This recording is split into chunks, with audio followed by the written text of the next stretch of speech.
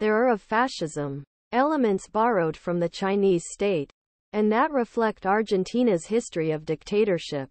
But much of the government program unveiled by Argentina's demagogic new president, Javier Milei, sounds eerily familiar here in the Northern Hemisphere. An accelerated program, major cuts, demolition public services, privatization public assets, centralization political power, dismissal civil servants, eliminating restrictions on corporations and oligarchs, destroying regulations that protect workers, vulnerable people, and the living world, supporting landlords against tenants, criminalizing peaceful protest, restriction the right to strike. Did it remind you of anything? Milei is trying to do what the Conservatives have been doing in the UK for 45 years with a massive emergency decree and a massive reform bill.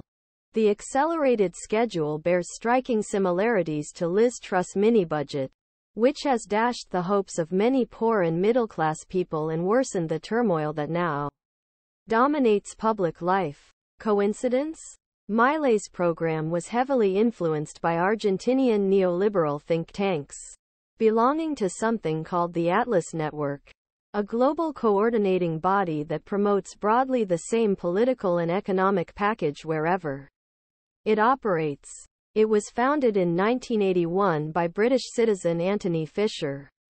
Fisher was also founder Institute Economic Affairs. One first members Atlas Network. The IEA remarkably created Liz Truss' political platform. Another member of the institute observed in a video call with its then chief executive, Mark Littlewood, on the day its mini-budget was due to be announced, "We're in this together now.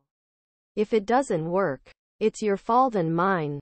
It didn't work. In fact, it collapsed spectacularly, at great cost us all, but thanks to UK media, including the BBC, who continue treat these fanatical corporate lobbyists like purveyors of scripture. They are now off hook.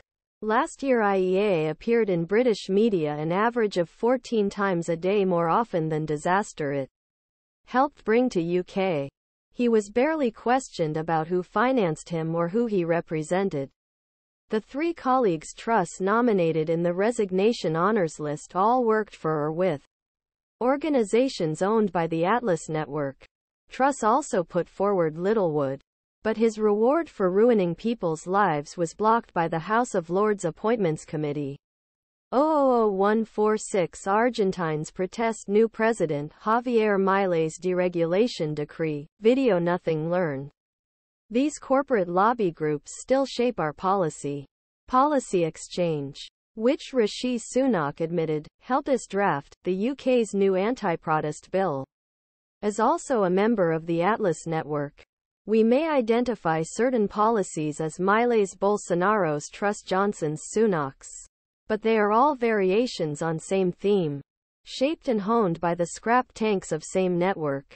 These presidents and prime ministers are just the faces of the program. So who are the scrap tanks? Many refuse to